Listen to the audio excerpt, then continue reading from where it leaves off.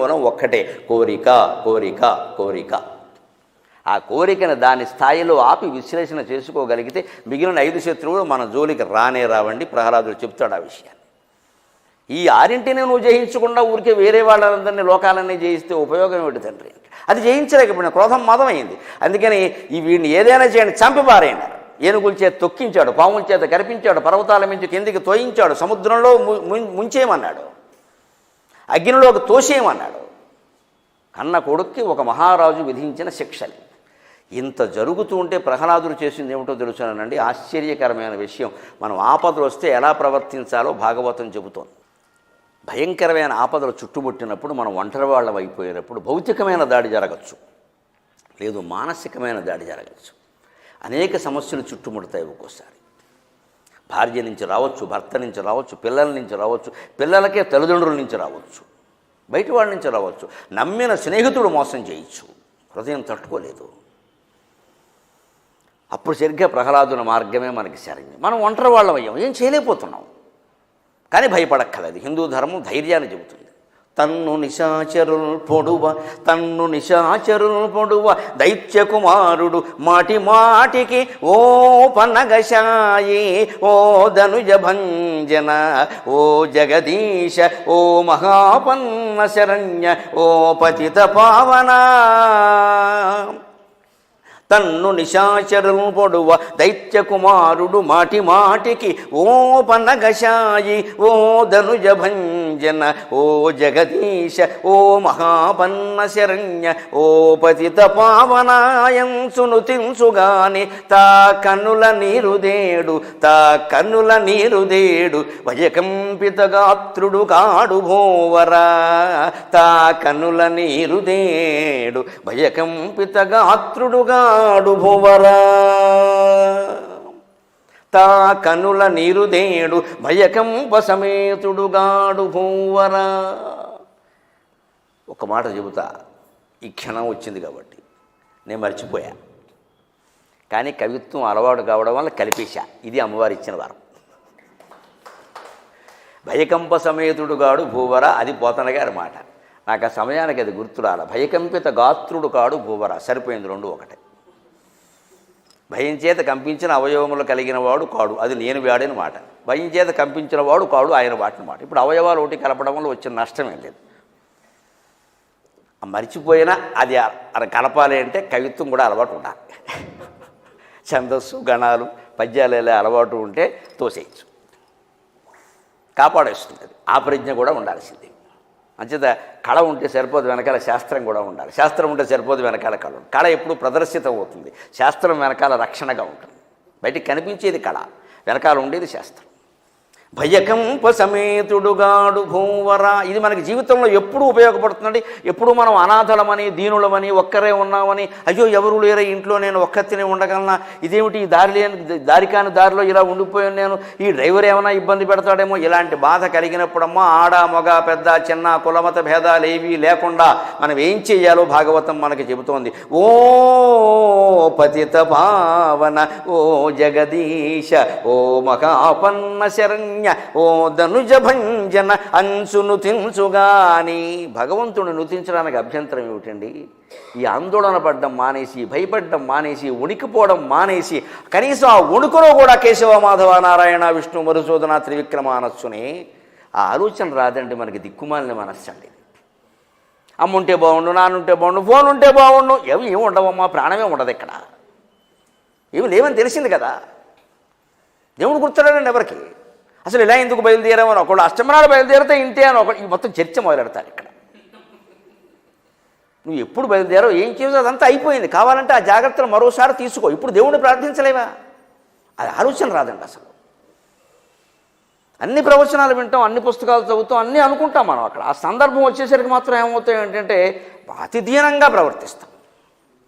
వదిలే, ఎలాగో తప్పదు కదా, ఎలాగో అన్అవాయిడబుల్. జీవితంలో కొన్ని పరిస్థితులు అనివార్యం.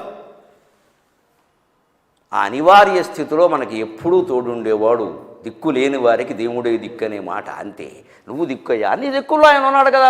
కడుపులో బిడ్డను కాపాడాడు, మనం చూసాం పరీక్షిత్ కథలో. అన్ని కాపాడండి, అంత పాపాత్ములవా? అంత పాపం మనమేం చేసామండి? ఎందుకు ఈ అధైర్యం? ఇది వివేకానందుడు వ్యతిరేకించేది ఇదే. ఈ బలహీనతని, అధైర్యాన్ని విడిచిపెట్టండి, భగవత్ ప్రార్థన చేయండి, ఒక నమ్మకంతో చేయండి, ఖచ్చితంగా జరుగుతుంది అది. ఇదిగో ప్రహ్లాదుడు చేశాడు. తన్ను నిశాచరులు పొడవ దైత్య కుమారుడు మాటి మాటికి ఓ పన్నగశాయి హరిశేషుని మీద శయనించిన స్వామి, ఓ ధనుజ భంజన, ఓ పన్నగశాయి, ఓ ధనుజ భంజన, ఓ జగదీశ, ఓ మహాపన్న శరణ్య, ఆపదలో ఉన్న వాళ్ళకి నువ్వే శరణ్యుడువయ్యా. ఓ పతిత పావన, ఎన్ని పాపాలు చేసిన వాళ్ళనైనా పవిత్రుణ్ణి చేస్తావు అంటారే. నేను 8 ఏళ్ల బాలుణ్ణి ఏ పాపం చేశానో నాకు తెలియదు అని. నిజంగానే 8 ఏళ్ల వరకు పిల్లలు చేసిన పాపాలు తల్లిదండ్రులకు చెందుతాయి. ఇంకో రహస్యం అండి, పుణ్యాలు మాత్రం వాళ్ళకే చెందుతాయి. జాగ్రత్తగా ఉండాల్సిందే, పిల్లలు తప్పు చేయకుండా చూసుకోవాలి. పుణ్యం మనకు రా. ఎందుకంటే అంత అమాయక స్థితిలో కూడా వాడు ఏదో పుణ్యం చేశారంటే అది వాడిదే, వాడి అకౌంట్లోకి వెళ్ళిపోతుంది. యమధర్మరాజు అకౌంట్లో తేడా ఉండదు. పాపం చేస్తే మాత్రం వాడు చిన్నకోరాడు, వాడికి తెలియదు ఈ తండ్రి ఏం చేస్తున్నాడు లేదా తల్లి ఏం చేస్తుంది, పడిపోతున్నాడు మన లెక్క. 8 నుంచి 16 వేసుకోండి లెక్క. అక్కడి నుంచి సగం వాళ్ళవి, సగం మనవి. ఎందుకంటే వాడికి బాగా వచ్చింది కాస్త. గో రోజున 8 దాటి 16 పోయి ఇప్పుడు లెక్కలో 10, 20 వేసుకోండి. పోయి 10 ఏళ్ల వరకు పూర్తిగా పుణ్యాలు పాపాలు మనవి, తల్లిదండ్రులు వాడికి సంబంధం లేదు. 10 ఏళ్ల లోపు కుర్రాడు ఎవరినో హత్య చేస్తే నిజానికి తల్లినో తండ్రినో శిక్షించవలసింది. ఆ స్థితి వాడికి ఎందుకు వచ్చింది అసలు? ఫోన్ చూస్తూ వస్తుంది ఇవాళ, అని ఫోన్ ఇవ్వడమే తప్ప. అక్కడ వాడు ఏడిచినా సరే ఇవ్వకూడదు. పిల్లాడు ఊరుకోడండి, ఏడిచి 10 ఏళ్ల పిల్లాడిని ఏమిటమ్మా అలా మాట్లాడుతున్నావు, ఏమైపోతాడు? ఏదో చేసేసుకోనివ్వండి. ఇలా జీవితాంతం బ్లాక్మెయిలింగ్ ఎదిరిపోతూ ఉంటాము. చేసేసుకుంటే 15 ఏళ్ళ మంచిది, గొడవ లేదు, 10 రోజులు శని వదిలిపోతుంది. ఏమిటట ఇలా బెదిరించి పడితే జీవితం ఎలా పడతాం? ఎందుకంటే ఆ పాపాలు మనకు వస్తాయి ఖచ్చితంగా. అడిమాండవ్యుడు కథ, మాండవ్య మహాముని ఎప్పుడో పూర్వజన్మలో ఏదో సూనీగలకి సూదులు గుచ్చట్టాను, ఇప్పుడు 7 ఏళ్ల వయస్సులో. దానికని యమధర్మరాజు శిక్షించడం కోసం ఏదో కొరత వేయించి చేస్తే యమధర్మరాజుని అడిగాడు ఆయన. ఎప్పుడు అట్ వాట్ ఏజ్ అన్నాడు శుభ్రంగా ఇంగ్లీషులో. At the age of 7 years. నీకు బుద్ధి ఉందా లేదా అన్నాడు యమధర్మరాజు. 7 ఏళ్ల పిల్లాడికి ఏం తెలుస్తుంది తూనీగలకి సూది గుచ్చకూడదని? నాకు తెలుసా? నాకేదో దొరికింది మా ఇంట్లో, మా అమ్మ సూది బట్టల్లో గుచ్చుతుంటే చూశాను, దాన్ని గుచ్చాను. అలా చెప్పలేదు అమ్మ, కానీ గుచ్చాడంతే, ఆశ్చర్యమేం లేదండి. పిల్లల దగ్గర చాలా జాగ్రత్తగా ఉండాలి, చిన్న పిల్లల దగ్గర. అందులో 10 ఏళ్ల లోపు వివేకం తక్కువ. పిల్లల దగ్గర ఎప్పుడు ఈ సరదాకు కూడా ఇలాంటి మాటలు మాట్లాడకూడదు. వాళ్ళు సీరియస్గా తీసుకుంటారు, నిజమే అనుకుంటారు. అది మనం నవ్వడానికి అన్నామని తెలియదు. అలాగా ఆ ఆపద వచ్చినప్పుడు ఎలా ఉండాలో మనకు చెబుతున్నాడు ఖచ్చితంగా ఇక్కడ. అందుకని 10 ఏళ్ల వరకు ఏదైతే 10 నుంచి 20 వరకు సగం వారివి, సగం మనవి. ఇంకా 20 దాటాక మర్కట కిశోర న్యాయం, మొత్తం వారివే, మనకి సంబంధం లేదు. పుణ్యాలు వారివే, పాపాలు వారివే, ఏమి సంబంధం లేదు. మా నాన్నగారు చెప్పారు కాబట్టి ఈ మర్డర్ చేశానంటే కుదరదు. నీకే శిక్ష, నీకే రేపు పైలోకంలో శిక్ష కూడా నీకే. తండ్రి చెప్పినా నువ్వు ఆలోచించాలి, తల్లి చెప్పినా నువ్వు ఆలోచించాలి.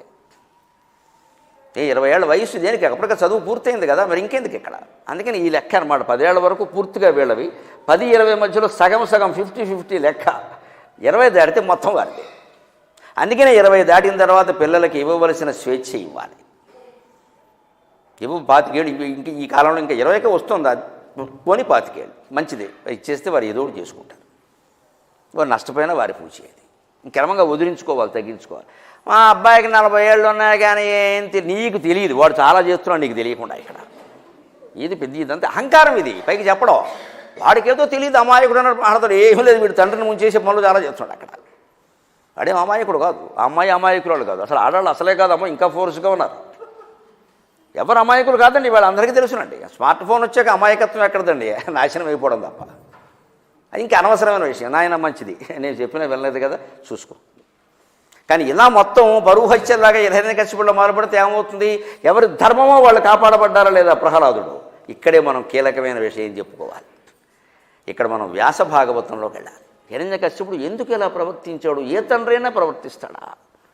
ఇవాళ మీరు పరువు హత్యల్లో కూడా చూడండి, నేను ఇందులో కూడా ఒక స్వార్థం చూశా. చంపిన పెద్ద మనిషి ఒక ఆయన అల్లుడిని చంపేటండి, అమ్మాయిని చంపలేదండి. అమ్మ ఇక్కడ కూడా స్వార్థం.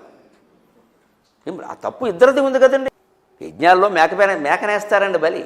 అందుకే పూర్వకవి ఒక ఆయన చెప్పాడు, అశ్వం నైవ గజన్నైవ వ్యాఘ్రం నైవచ నైవచ అజాపుత్రం బలిం దద్యాత్ దేవో దుర్బలఘాతుక.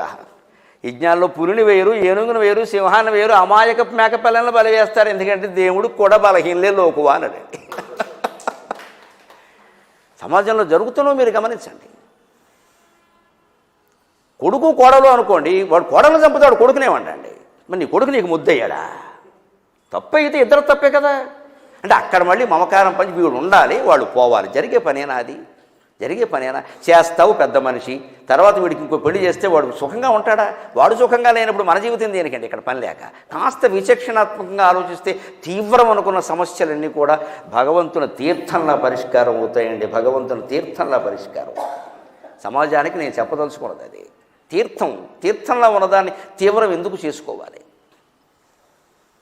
ఆ సర్దుకోగలిగితే అయిపోయే, మనసు మార్చుకోగలిగితే అయిపోయే. ఇప్పుడు హిరణ్యకశ్యపుడు సరిగ్గా పరువు వచ్చి ఎలా చేశారంటే నన్ను అడిగితే వీళ్ళందరికంటే వాడు కొంచెం వాళ్ళ అబ్బాయికే పెట్టే యాత్ర. ఇన్ని రకాల హింసాత్మక చర్యలన్నీ తీసుకుంటే ఆయన ప్రార్థించడం వల్ల ఏమయ్యాడంటే ఆశ్చర్యకరంగా ఒక్క అపాయం కూడా ఆయనకి జరగల. సముద్రంలో ఆయన పడిపోతుంటే కింద శ్రీహరి వచ్చి చేతులు పెట్టి కాపాడాడు. ఎందుకని అక్కడ పోతన గారు స్పష్టంగా చెబుతాడు. ఆ పొడిచే శూలాల్లో, పొడిచే మనిషిలో, తన శరీరంలో అంతటా విష్ణువునే చూశాట, వేరే ఏమీ కనపడలేదుట.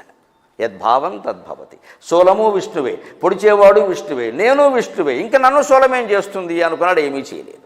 ఇది భక్తి తాత్పర్యం. భక్తి రక్షించినట్టుగా ప్రపంచంలో మన ఏదీ నర్చించదు. భక్తివశ్య భక్తిగమ్య భయాపక. లలితా సహస్రంలో కూడా భక్తి ప్రియ భక్తివశ్య భక్తిగమ్య భయాపక. భక్తికి అమ్మవారు వశురాలు అవుతుంది. భక్తి ఆవిడని చేరుకోవడానికి గమ్యం. అలాగే భక్తి ప్రియ, భక్తి అంటే ఆవిడకి చాలా ఇష్టం. అంతేకాదు భయాపక, మళ్ళీ భయాన్ని పోగొట్టాలంటే భక్తి ఉండాలి. జ్ఞానం వైరాగ్యం ఇవన్నీ పొందడం కష్టమమ్మా. భక్తికి ఏముందమ్మా? మనసులో భగవంతుడు స్మరించలేమే కదా, అది కూడా చేయలేమా? ఆ మాత్రం ప్రేమ లేదా? పిల్లల మీద, భార్య మీద, భర్త మీద, సంపదల మీద, ధనకనక వస్తు వాహనాల మీద ఉండే ప్రేమ ఆ రుక్మిణీ కృష్ణుల మీద ఉండదా అండి మనకి? వాళ్ళు మనని కాపాడరా? వాళ్ళు బొమ్మలేనా? మనం బొమ్మ అనుకుంటే బొమ్మే, అమ్మవారు అనుకుంటే అమ్మవారే, ఏది అనుకుంటే అది జరుగుతుంది. యద్భావం తద్భవతి. అదే జరిగింది. ఇక్కడే మనం విశ్లేషణ చేసుకుంటే హిరణ్యకశ్యపుడు ఎందుకు ఇలా ప్రవర్తించాడు? ఇటువంటి హిరణ్యకశ్యపుడు బ్రహ్మజ్ఞాని అని చెప్పాను నేను. హిరణ్యకశ్యపుడు, జరాసంధుడు, కంసుడు బ్రహ్మజ్ఞానులు. బ్రహ్మజ్ఞానులు కూడా ఎందుకు ప్రవర్తించారు? వీళ్ళ బ్రహ్మజ్ఞానం అంతా ఏమైపోయింది? ఎంత బ్రహ్మజ్ఞాని హిరణ్యకశ్యపుడు అంటే, హిరణ్యాక్షుడిని వరాహావతారం రూపంలో స్వామి చంపితే హిరణ్యాక్షుడు చనిపోయాడని అతని తల్లి, అంటే హిరణ్యకశ్యపుడు కూడా తల్లేగా, హిరణ్యాక్షుడి భార్యలు పిల్లలు బాధపడుతుంటే వెళ్ళి లోకంలో ఉండే బంధాలన్నీ మాయా, భార్య ఎవరు, భర్త ఎవరు, అమాయకంగా ఆలోచిస్తున్నారు మీరు, ఇవేమి లేవు ఇక్కడ, అంతా ఒక్కటే, మీరు దుఃఖపడకండి అని చెప్పి హిరణ్యకశ్యపుడు చెప్పిన మాట ఏమిటో తెలుసా? అక్కడ భగవంతుడే అన్ని రూపాలు ధరించాడు, చంపేవాడు ఆయనే, చచ్చేవాడు ఆయనే, ఇందులో బాధపడాల్సింది ఏమీ లేదు అని తల్లికి మరదలకి చెప్పాడు. ఏం చెప్పాడు? వ్యాసుని భాగవతంలో ఉంటుందన్నమాట. నిర్గుణోపి హ్యజో అవ్యక్త భగవాన్ ప్రకృతే పరక. నిర్గుణోపి హ్యజో అవ్యక్త భగవాన్ ప్రకృతే పరక. స్వమాయాగుణమావిశ్య బాధ్య బాధగతాం గతః అంటాడు భాగవతంలోనే 7వ స్కంధంలో. అద్భుతమైన శ్లోకం ఇది. ప్రహ్లాద చరిత్ర మీద మాట్లాడేటప్పుడు ఇది చాలా ముఖ్యమైన మాట. ఇది నాకు తెలియజేసినందుకు మా గురువుగారు బేతవోలు రామబ్రహ్మం గారికి నమస్కారం. ఆయన 7వ స్కంధం వ్యాస పోతన భాగవతాల తులనాత్మక పరిశీలన అని ఒక గొప్ప వ్యాసం రాశారు. అది చదివినప్పుడు నాకు తెలిసింది. ఆ ఆసక్తి మీద మళ్ళీ ఓసారి ప్రహ్లాద చరిత్రలోకి వెళ్ళి వ్యాస భాగవతం చదివి చాలా విషయాలు తెలిసి. నిర్గుణోపి అజహ అవ్యక్త. భగవంతుడు అజుడు, పుట్టుక లేనివాడు, అవ్యక్తుడు, వ్యక్తం కానివాడు. అలాగే నిర్గుణుడు, ఏ గుణము లేనివాడు. సత్వరజస్తమో గుణాల్లో ఏ గుణము, ఏ వికారము, ఏ ఆకారము ఉండదు. అయినప్పటికీ ప్రకృతే పరక, ప్రకృతి కంటే అతీతుడైన వాడు అయినప్పటికీ స్వమాయాగుణమావిశ్య, సరదాగా ఇంట్లో కూర్చుని ఒక్కో పెద్ద మనిషిని చూడండి, ఆయనే ఒక్కడే కూర్చుని పేకాడుకుంటాడు. ఒక్కడే కూర్చుని పేకాడుకోవడం ఏంటండి? బుద్ధి ఉందనాలా లేదనాలా? ఎందుకు ఆడుకుంటున్నాడంటే కాలక్షేపానికి. ఆడుకోవడం వల్ల ప్రయోజనం ఉంది? ఏమీ లేదు. అవతల పార్టీ అయినా యువతల పార్టీ అయినా ఆ ముక్క ఆయనే వేస్తాడు, ఈ ముక్క ఆయనే వేస్తాడు. పేకాట్ల గురించి మీరు ఎంత బాగా చెబుతున్నారు అనుకోకండి, ఫ్రెండ్స్ అనుకుంటుంటే విన్నాను. ఆ ముక్క ఆయనే వేస్తాడు, ఈ ముక్క ఆయనే వేస్తాడు, అడ్డాట ఆడేస్తూ ఉంటాడు. ఇక్కడ చివరికి ఎవరు గెలిచారంటే ఈయనే గెలిచాడు, ఈయనే ఓడాడు. ఈ ఒక్కడే ఆడుకునే పేకాట అర్థమైతే మొత్తం ప్రపంచం అంతా ఒక్కడే ఆడుకునే పేకాట అని తెలిసిపోతుంది. ఆ ఆడుకుంటున్నవాడే భగవంతుడు. ఆయన మీరు శివుడు అనండి, విష్ణువు అనండి. అంతిమంగా నువ్వు అదే, నేను అదే మిత్రమా. ఊరికే శివుడు విష్ణువు అని వేరుగా మాట్లాడుతున్నావు. నువ్వు అదే, నేను అదే.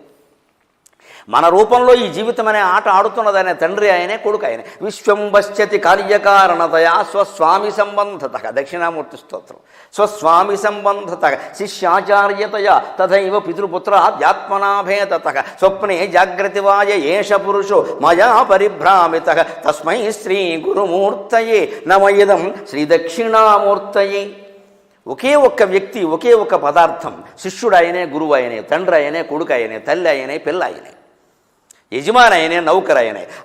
అన్ని రూపాలు ధరించి ఆడుకుంటున్నాడు. ఎందుకంటే ఆనందం కోసం. ఒక పిల్లాడికి మీరు ఆట బొమ్మలు ఇవ్వండి, ఒక గదిలో కూర్చోబెట్టండి, ఆడుకుంటున్నాడా లేదా? పిల్ల రెండో పిల్లాడు లేడండి, కానీ బొమ్మలతో ఆడుకుంటున్నాడా లేదా? ఆ బొమ్మలు ఏవో అటు వేస్తున్నాడు, తన ఎదుటివాడు ఎవడో అక్కడ ఉన్నాడు అనుకుంటున్నాడు, ఆయన అనుకుని చేస్తున్నాడా లేదా? మరి ఆటలో ఆనందం అతను పొందుతున్నాడు లేదా? సరిగ్గా ఈ ప్రపంచం మొత్తం ఒక క్రీడ. ఆ క్రీడ భగవంతుడు ఆడుకుంటున్నాడు స్వయంగా. ఆ క్రీడలో మనం ఆయనకి పావులుగా ఉపయోగపడుతున్నందుకే జన్మ ధన్యమైనట్టుగా భావించాలి. శంకరాచార్య చెప్పేది ఇది. క్రీడార్థం సృజిసి ప్రపంచమఖిలం క్రీడామృగ ఆస్తే జనాక. నువ్వు ఆడుకునే ఆటపావులమయ్యా మేమందరం, అందుకని మేము ఏ పని చేసినా అది నీ పూజ అనుకో, మమ్మల్ని ఆశీర్వదించమన్నారు. ఈ భావన, ఆ పాదం రోజు పడుకునే ముందు అనుకోవాలి. నీ ఆటలో పావులుగా మేము ఉపయోగపడ్డాం, పార్వతీ పరమేశ్వరులారా మమ్మల్ని ఆశీర్వదించండి అంటే చాలు. వాడు మన జీవితం మొత్తం మనం చూసుకుంటాం. ఆ ఆటలో మనం నెగ్గేలా కూడా చేస్తారు, అనుమానం వెళ్ళా. ఆ భావన రావడమే కష్టం. అందుకని మొదట్లో హిరణ్యకశ్యపుడు ఉంది. హిరణ్యాక్షుడు పోయినప్పుడు గొప్ప వేదాంతం చెప్పాడు. శంకరాచార్య కూడా అటువంటి వేదాంతం చెప్పరా. అంతటి వాడు ఇలా మాయలో ఎందుకు పడ్డాడు? వాడి సహజ లక్షణం ఉందే లోపల. నేను ఏమిటి అసలు, ఏమిటి ఇలా దయామయుణ్ణి అయిపోయానేమిటి అని వాడు లోపల ఏమనిపిస్తుందంటే, అంతఃకరణంలో నేను ఇలా సత్వగుణంతో ఇలాగే ఉంటే వైకుంఠానికి వెళ్ళడం ఎలాగా? ఆయన దగ్గర కాపలా జై విజయుల్లో ఒకడిని, ఇప్పటికీ వెంకటేశ్వర గుళ్ళో ఉండేవాడు వాళ్ళే కదా, జయ విజయుల్లో ఒకడిని. సనక సనందనంలో శాపం వల్ల ఇక్కడికి వచ్చాను. నేను ఏదో చేసి విష్ణువుకు వ్యతిరేకమైతే తొందరగా చంపుతానని చెప్పాడు. 3 జన్మలతో శత్రుత్వం కావాలా, 7 జన్మలతో మైత్రి కావాలంటే మేమే కావాలని మేమిద్దరం 3 జన్మలు చాలయ్యా, మాకు శత్రుత్వమైనా పర్వాలా, నీ దగ్గరికి మళ్ళీ మేము రావడమే ముఖ్యం అనుకున్నాం కదా. అనుకున్నప్పుడు మళ్ళీ ఎలా ప్రవర్తించాలి? అంచేతను వీడిని హింసించవలసిందే తప్పితే వేరే దారి లేదా అనడానికి వ్యాస భాగవతం సాక్ష్యం అండి. పోతన గారి భాగవతంలో మనకు కనపడవి. ఆయన భక్త శిఖామణి కాబట్టి ప్రహ్లాదుడి యొక్క చరిత్రగా ప్రధానంగా రాశారు కాబట్టి ఇవి ఎందుకులే అన్నట్టుగా ఆయన ఆలోచించలేదంత. కానీ వ్యాస భాగవతంలో ఇవి ఉన్నాయి. అవి చెబితే భాగవతంలో అసలు హిరణ్యకశ్యపుని యొక్క ఉదాత్తమైన మనస్తత్వం ఏమిటో, జీవలక్షణం ఏమిటో తెలుస్తుంది. అందుకని అతను అనుకుంటున్నాడు, ఇప్పుడు ఇంత హింస పెడుతూ కూడానండి భటులు వచ్చి, స్వామి పాము చేత కనిపించాం, చావలేదండి, ఎరువు చేత తొక్కించాం, ఇదేమిటండి బాగానే ఉన్నాడండి, శుభ్రంగా ఏదో పూరి పిండి పిసికినట్టుగా ఉందండి, ఒక్క కాలు వేలు నలగలేదండి, అయినా జరగలేదా అని వాళ్ళని వెళ్ళిపోమని లోపల అనుకుంటున్నట్ట. ఏషమే బహ్వసాధూక్త వధోపాయాశ్చ నిర్మితాక, ఏషమే బహ్వసాధూక్త వధోపాయాశ్చ నిర్మితాక తైస్తైర్ద్రోహైరసద్ధర్మైః ముక్తస్వేనైవ తేజసా అప్రమేయానుభావోయం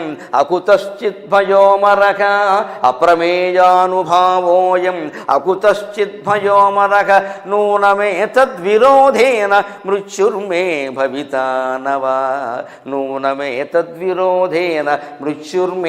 భవితా నవా. హిరణ్యకశ్యపుడు లోపల ఆర్తి ఏమిటంటే అతనికి చనిపోవాలని ఉందండి. నేను చనిపోవాలి, ఇంకో మార్గం లేదు వీడిని హింసించడం తప్ప. వీడిని హింసిస్తే తప్ప శ్రీహరి రాడు, శ్రీహరి వస్తే తప్ప నన్ను చంపడు, నేను ఇంకోటి చేతుల్లో సావడానికి వీల్లేదు. ఆయన రావాలి అంటే ఆయన భక్తుల్ని హింసించాల్సిందే. అంచేది ఇక్కడ కొడుకు లేదు, కొమ్మ లేదు, ఒక రకంగా జ్ఞాని. అందుకే నేను బ్రహ్మజ్ఞాని అంటున్నాను. అది వ్యాస భాగవతం చదివితేనే బాగా అర్థమవుతుంది. అందుకే ఏమంటున్నాడు, ఏషమే బహు అసాధోక్త. అయ్యయ్యో కొడుకు చావలేదు, దెబ్బ తగలలేదు భటులు వచ్చి చెబితేనండి లోపల అన్నాడండి. ఎస్వి రంగారావు గారు అద్భుతంగా నటించారండి ఇది ఖచ్చితంగా. భక్త ప్రహ్లాద మీరు మళ్ళీ పాత వీడియో చూడండి. తర్వాత హిరణ్యకశ్యపుడు పాత్రలు వేసిన వాళ్ళు ఓవర్ యాక్షన్లు చేశారని సరిగ్గా చేయలే. ఎస్వి రంగారావు గారు మాత్రం హిరణ్యకశ్యపుల్లో ఈ లోపల ఉండే తత్వం కూడా నటించాడు. ఆ ప్రహ్లాదుడు ఆవిడెవరు వేసింది, రోజారమణ ఎవరో వేశారు, ఆవిడ వేసి భటులు వచ్చి, మహారాజా ఎలుగుల చేతి తొక్కించాం, పిల్లాడికి ఏం కాలేదు అంటే, అంటాడండి వెంటనే. అమ్మయ్యా అమ్మయ్యా మా అబ్బాయి బతికే ఉన్నాడు. కానీ అట్లా పౌరుల చేత కనిపించాను అంటాడు. మళ్ళీ వాళ్ళు వచ్చి పౌరుల చేత కనిపించాం, అబ్బాయికి ఏం కాలదా అనేసరికి అక్కడ లీలావతి వస్తుంది. ఆవిడ చూడగానే వీడు గుర్తొస్తుంది, కుదరదు పర్వతం మీద తోయించే అంటాడు. ఈ రెండు రకాల భావాలు అపరిచితుల సినిమాలో ఒకేసారి రెండు రకాల భావాలు చూపించినట్టుగానే అద్భుతంగా ఎస్వి రంగారావు గారు భక్త ప్రహ్లాద సినిమాలో నటించాడు. ఆ మహానటుడికి నమస్కారం. రంగారావు అంటే రంగారావు, తిరుగులేదు ఇంక. ఆ పాత్ర ఆయనే వేయాలి. అంటే తత్వజ్ఞానం తెలిసిన వాడు నటిస్తే అది వేరండి. ఊరికే నేను చేస్తా, ఆయన చేశారు కాబట్టి నేను చేస్తా అని పుడిని చూసి నక్కల వాతలు పెట్టుకుంటే అవన్నీ వేరండి. అవన్నీ అహంకారం ఉన్న చోట నటనలో కానీ జీవితంలో కానీ మనం రాణించలేమండి. అహంకారం లేకపోతేనే రాణిస్తాం. పని జరగడం ప్రధానం. నీ వల్ల జరిగిందా నా వల్ల జరిగిందా ముఖ్యం కాదు. మంచి పని జరిగింది కదా, ఊరుకో నమస్కారం పెట్టి చప్పట్లు కొట్టే. పని జరిగింది కానీ నా వల్ల జరగలేదు కాబట్టి నేను మళ్ళీ చేస్తానంటే అవమానమే జరుగుతుంది. హిరణ్యకశిపుల్లో ఉండే జ్ఞానం ఏషమే బహు అసాధూక్త. ఇంత అన్యాయంగా అసాధువుగా ఏ తండ్రైనా ప్రవర్తిస్తాడా అతని ఆలోచన. అది వ్యాసుడు రాసేది మాట. అంతేకాదు వధూపాయాశ్చ నిర్మిత. లోకంలో ఎవరైనా కొడుకు మీద హత్యా ప్రయత్నాలు చేస్తున్నారంటే తండ్రి కొడుకుని కాపాడుకుంటాడే, అవసరమైతే కొడుకు కోసం ప్రాణం ఇవ్వడానికి సిద్ధపడతాడే. నా కొడుకుని నేనే చంపించుకుంటున్నాను, ఏం తండ్రి నేను. ఇది వాడి బాధ. వధూపాయాశ్చ నిర్మిత. అంతేకాదు తైస్తైర్ద్రోహై, నేను ఇంత ద్రోహం చేసినా సరే అసద్ధర్మై, ధర్మం అని చెప్పుకుందుకు ఏమాత్రం అవకాశం లేని భయంకరమైన పనులు నేను చేసినా సరే ముక్తగా స్వేనైవ తేజస, వీడి తేజస్సు బంగారంగాను. వీడిని ఎవరు కాపాడుతున్నారో కానీ, ఏ వెనకాల పోలీసులు కానీ ఎవరు కానీ పోనీ నా భటులు నాకు తిరగబడలేదు, అందరూ నేను చెప్పినట్టే చేశారు, అన్నీ బాగానే జరిగాయి. ఇలా జరిగింది ఏమిటి? ఏ రకంగా సొంత తేజస్సు నుంచి బయటపడ్డాడు. ఆ తేజస్సు ఏమిటి? ఆ తేజస్సు ఏమిటి? ఆ తేజస్సే రామరక్షా స్తోత్రం అమ్మ. ఆ తేజస్సే కృష్ణ భగవానుడి దండకం. భగవత్పరమైనటువంటి స్తోత్రం ఎప్పుడు మనసులో చదివేవాడిని ఆ తేజస్సు కాపాడుతుంది. అది మన తేజస్సే నిజానికి. భగవత్ తేజస్సుని మనం వినయంగా అంటాం, తెలియక అంటాం. అది మన తేజస్సే, ఆత్మ తేజస్సే భగవత్ తేజస్సు. అందుకే స్వేనైవ తేజస్సు. ఇంకో మాట అంటున్నాడు, అప్రమేయానుభావోయం. అప్రమేయం, ఇతని అనుభావం చూస్తే అప్రమేయం. ఏనుగుల చేత తొక్కించినా, పర్వతాల మించి తోయించినా, సముద్రంలో ముంచేసినా, శూలాలతో పొడిపించినా, ఏం చేసినా చావట్లేదు అంటే భగవన్ లక్షణం ఏదో ఇతనిలో ప్రవేశించింది. అంతేకాదు అకుతశ్చిద్భయో అమరగా, ఇది వేదంలో మాట. అకుతశ్చిద్భయగా, ఏ వైపు నుంచి ఇతనికి భయం లేదా, దేనికి భయపడడం లేదు. ఈ మాట ఎక్కడదండి? ఆనందం బ్రహ్మణో విద్వాన్ నవిభేతి కుతశ్చన, వేదంలో మాట. ఆనందం బ్రహ్మణో విద్వాన్ నవిభేతి కుతశ్చన. బ్రహ్మానందం గురించినటువంటి ఎరుక ఉన్నవాడు ఏ దిక్కు నుంచి ఎవ్వరికీ భయపడడు. ఖచ్చితంగా అంతా బ్రహ్మజ్ఞానమే కదా అనుకుంటాడు. ఆనందం బ్రహ్మణో విద్వాన్ నవిభేతి కుతశ్చన అని వేదంలో చెప్పిన మాట వ్యాసుడు శ్లోకంలో పెట్టేది ఇక్కడ. అందుకని రామాయణ భారత భాగవతాలు 3 వేదం ధరించిన మరొక రూపాలవి. ఆ గ్రంథాలంటే వేదాలే. నేను చాలాసార్లు ఇదివరకే తిరుపతిలోనూ అక్కడ చతుర్వేద సారం శ్రీమద్ రామాయణం, పంచమ వేదం మహాభారతం, వేద ధర్మసారం భాగవతం అని 3 మీద 9 రోజులు ప్రసంగాలు చేసిన సందర్భాలు ఉన్నాయి. ప్రత్యేకం వేదం ఎలా ఉంది, ఈ కథ ఏం చెప్పం, వేదమే చెబుతాం పూర్తిగా. వేదంలో ఉండే మంత్రం, భాగవతంలో ఉండే శ్లోకం లేదా పద్యం, ఆ మంత్రం ఈ పద్యంలో ఎలా ప్రతిధ్వనించింది. ఆ వేదాన్ని ఇలా రాశారు. ఒకటి పురాణంగా, ఒకటి ఇతిహాసంగా, ఒకటి కావ్యంగా మనకి వాల్మీకి వ్యాసులు అందించారు. అంచేత రామాయణ భారత భాగవతాలు మనం చదువుతున్నామంటే వేదం చదువుతున్నట్టుగానే ఆనందించాలి. పుస్తకాలు ఉన్నాయి, నేను చెబుతాను. వేదార్థ చతుర్వేద చంద్రిక అనే పుస్తకం ఉంది, రామవరపు శరత్బాబు గారు రాశారు. చక్కగా 4 వేదాల సారాంశం 600 పేజీల్లో రాశాడు మహానుభావుడు. అది చదువు. ఉపనిషత్తులు ఉన్నాయి, రామకృష్ణ మఠం వారు వేశారు. 10 ఉపనిషత్తులు, ఏది 80 పేజీలు మించదు, ఏది 50 రూపాయలు మించి ఖరీదు లేదు. 500 రూపాయలు పడితే 10 ఉపనిషత్తులు దొరుకుతాయి. ఇంకా దాంట్లో కొంత కన్సెషన్ కూడా ఇస్తారు. అవి చదవచ్చు కదా, అంత వేదసారమే. అది కూడా చెప్పాను. ధర్మం అందరికీ అందుతుంది కదా. రామాయణ భారత భాగవతాలు వేద మూలంగా చదవండి, తెలుస్తున్నాయి. ఈ భాగవత సప్తాహంలో పాల్గొని ఈ మొత్తం ప్రవచనాలన్నీ వింటే వేదం చదివినట్టే. అవగాహన అంతా కలిగిందా లేదా, అదే కదా ఫలం. ఇంకేమిటి, దీనికి ఎవరికి నిబంధనలు ఏం లేవే. మేము కులమతాలు ఏం పెట్టలేదే ఇక్కడ. ఈ ఆలోచన కాస్త విశాలంగా చేయగలిగితే ఎవరితోనూ మనం పోటీ పడక్కర్ల. విషయం తెలియడం ప్రధానం కదా. ఇప్పుడు చూడండి, ఇందులో ఉండే రహస్యం మీరు ఏమంటున్నాడు? అప్రమేయానుభావోయం అకుతశ్చిత్ భయో అమరక. వేదం చెప్పినట్టుగానే ఏ దిక్కు నుండి ఇతనికి భయమైనది కలగడం లేదు. అమరక, దేవతల కంటే ఉన్నతంగా కనిపిస్తున్నాడని ఇప్పుడు చెబుతున్నాడు ఆయన ఆలోచన. నూనమేతద్విరోధేన నూనం ఏతద్విరోధేన మృత్యుర్మే భవితానవచ్చ. వ్రతం చెడ్డ ఫలం దక్కాలంటారు కదా. నా కొడుకుని నేను ఇంత హింస పెట్టినా విష్ణువు వస్తాడా, నన్ను చంపుతాడా, నాకు మృత్యు వస్తుందా రాదా అని హిరణ్యకశ్యపుడు లోపల దుఃఖించాడమ్మా. హిరణ్యకశ్యపుడికి నమస్కారం, ఆ ఆర్తికి నమస్కారం, ఆ వైరభక్తికి నమస్కారం. మనం మృత్యు అంటే ఎంత భయపడతామండి. కరోనా కారణంగా ఎన్ని జాగ్రత్తలు తీసుకున్నామండి. కొడుకును కూడా రావద్దన్నాం, తల్లిని కూడా రావద్దన్నాం, మొగుడిని కూడా దూరం పోమని చెప్పేశాం. ముట్టుకోవడానికి వీలేదని చెప్పి, అంటే మృత్యు భయమే కదా, ఎవరిని తప్పు పట్టేది లేదు. మృత్యు భయమా కాదా? హిరణ్యకశ్యపుడుగా మృత్యు భయం లేదే ప్రహ్లాదుడితో సమానంగా, మరి వాడు మనకంటే గొప్పవాడే కదండి. మృత్యుర్మే భవితానవా అంటే ఇంత చేస్తున్నాడు కానీ చివరికి ఆ చావు వస్తుందా రాదా? చావు అనే మాట వినడానికే మనం భయపడి చచ్చిపోతామే ఇంట్లో. ఇవాళ మంగళవారం పూట అలా మాట్లాడకూడదు, శుక్రవారం పూట అలా మాట్లాడకూడదు, బుధవారం అయితే మాట్లాడచ్చా? మాట్లాడితేనే మృత్యు వచ్చేస్తుందా? కొంపలు అంటుకుపోయినట్టు భయపడిపోతామండి. చావన్నా శ్మశానం అన్నా సరే. శాస్త్రం తెలిసిన వ్యక్తిగా చెబుతున్నానండి, ఎక్కడా ఇటువంటి నిబంధనలు లేవు. వేదంలో కూడా స్పష్టంగా ఉంది, స్త్రీలు శ్మశానానికి వెళ్ళవచ్చు, ధైర్యం కలిగిన వాళ్ళు వెళ్ళొచ్చు. వెళ్ళండి, ఒకసారి చూడండి, కొంపలు అంటుకుపో. వేదంలో ఉంది స్పష్టంగా, ఋగ్వేదంలో ఉంటుందన్నమాట. అక్కడ శవాన్ని అంత్యక్రియలు చేసే బ్రాహ్మణులు ఉంటారు కదా, వారు ఆ వచ్చిన స్త్రీకి చెబుతారు, అమ్మా నువ్వు నీ భర్త మీద ప్రేమతో దుఃఖపడుతున్నావు కానీ ఇంకా అతను లేడమ్మా, ఇంటికి వెళ్ళి గృహకృత్యాలు నిర్వర్తించుకో తల్లి. ఋగ్వేదంలో ఉంది మాట. ఇంటికి వెళ్ళి గృహకృత్యాలు నిర్వర్తించుకో తల్లి, ఆయన వెళ్ళిపోయాడు, పిల్లల్ని చూసుకోవాలి కదా, కర్తవ్యాలు నిర్వర్తించుకోమ్మా, ఇంతవరకు వచ్చావు అనే మంత్రం స్పష్టంగా వేదంలో ఉంది. అంటే స్త్రీలు శ్మశానానికి వెళ్ళవచ్చా కాదా? సామాన్య సంప్రదాయంలో ఎందుకు వచ్చింది అంటే, స్త్రీలు సున్నితమైన మనస్కులండి, లలితమైన మనస్సు వారిది. అక్కడికి వెళితే తట్టుకోలేరు. ఒకసారి భావోద్వేగం, అమితంగా భర్తని ప్రేమించిన భార్య ఏం చేస్తుందంటే, మీరు వద్దని ఏం చేసినా సరే పట్టుకొని అందులో పడిపోతుంది ఆవిడ. మీరు ఆపుతారా? మాదిరి పడిపోయింది, అలాగా మాదిరి పడిపోయిందండి, ఎవరు తొయ్యలేదామండి, మాదిరి పడిపోయింది. నేనే కారణం ఆయన చావడానికి నేను ఉండను ఇక్కడ, ఆయన వెళ్ళిపోయిందండి. ఎంతోమంది ఉన్నారు అలాగా. దాన్ని సాహసం అంటారు, త్యాగం అంటారు. మనం ఏదో పేర్లు పెట్టేయకూడదు ఇక్కడ. అలా మరి పడమని ఎవరికి చెప్పరు.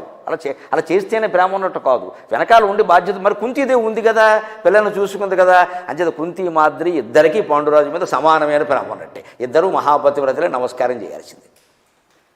తాను కారణమని భావించి అంతే కదా. మరి ఆ సమయంలో కనపడ ఆయన తప్పుగానే ఆవిడ తప్పు లేదు, కానీ అలా భావించుకుంది ఆవిడ.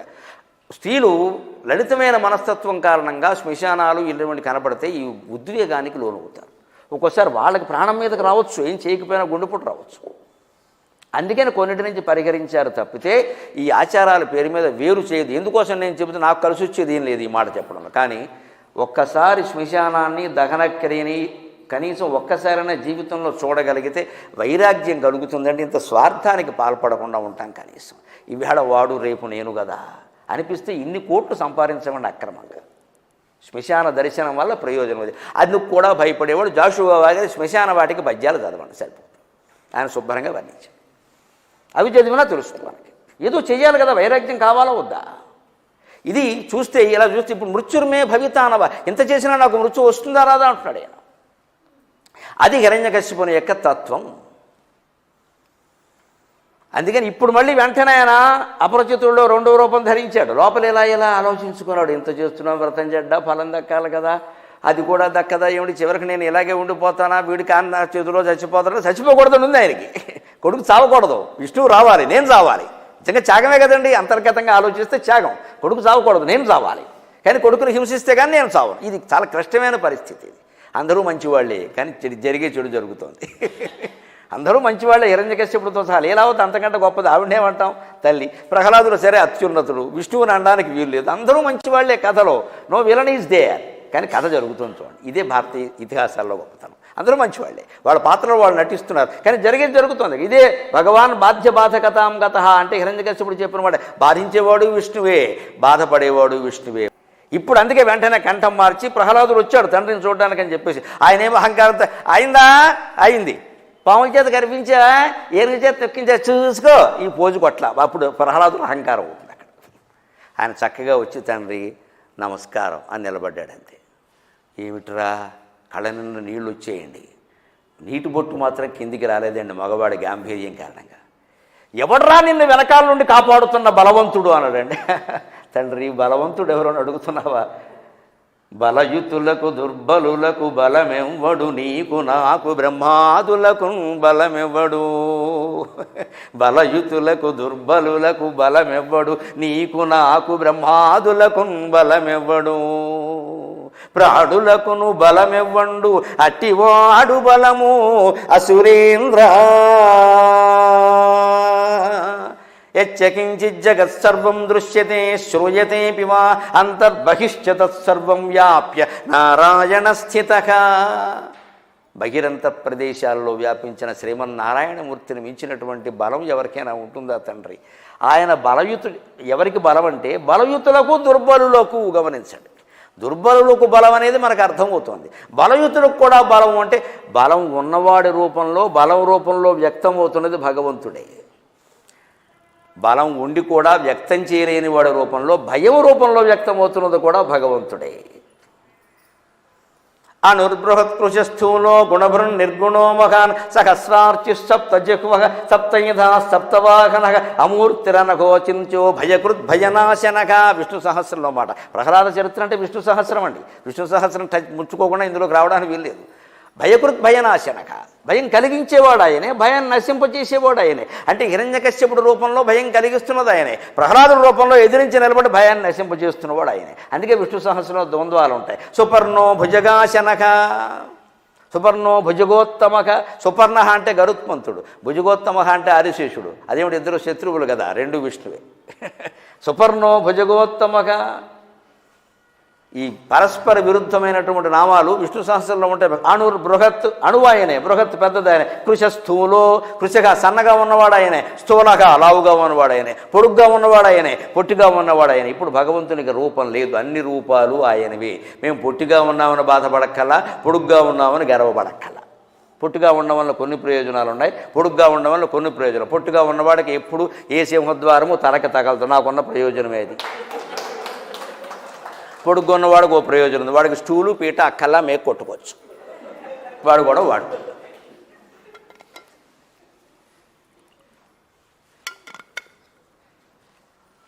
నాకు ఇద్దరు అబ్బాయిల్లో ఒకడు పొడుగు ఒకడు పొట్టి ఇక్కడ కూర్చున్నారు చూడండి, ఆ చివర ఈ చివర.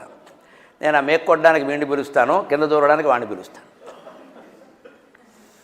ఇప్పుడు పొడుగు వాడిని పొట్టు చేస్తామా, మేక కొట్టి లేదా పొట్టి వాడిని పొడుగు చేస్తామా? సాధ్యం కాదు. ఏది జీవితంలో ఏదుందో అదంతా ప్రసాదమే. అదే భార్య, అదే భర్త, అదే రంగు, అదే రూపు, అదే ఆస్తి, అదే అప్పు, అదే కీర్తి, అదే అపకీర్తి. ఇదంతా జీవితం అంటే తిరుపతి లడ్డు. లడ్డు మీరు వంకరట్టరు కదా, లడ్డు మించి ఏదైనా ఒక పరుగు కింద పడింది అనుకో, కింద పడిపోయిన ప్రసాదం తీసుకు కళ్ళకద్దుకుందండి. జీవితం కూడా అంతే. చెడు జరిగినా మంచి జరిగినా అది భగవత్ ప్రసాదం, స్వీకరించాల్సిందే. దాన్ని మార్చాలని చూడద్దండి. మనం ఎప్పుడు దుఃఖపడతామంటే మార్చాలి, వాడిని మార్చాలి, వీడిని మార్చాలి, ఇది మార్చాలి. ఏమీ మారదు, వీడి ప్రాణాలు మారిపోతాయి. ఇక్కడ మంచిది ప్రయత్నించినా సాధ్యం కావట్లా, ధర్మం నేను చేశాను, నా ధర్మం లేదు, మంచిది, నమస్కారం, జరిగింది మంచి, ఖచ్చితంగా మంచి జరుగుతుంది. ఎందుకంటే భగవంతుడికి అప్పగించాం వ్యవహారాన్ని, అది మంచి జరుగుతుంది. మన నిర్ణయమే జరగాలనే పట్టుదలే అహంకారానికి దారితీస్తుంది హిరణ్యకశ్యపుడు.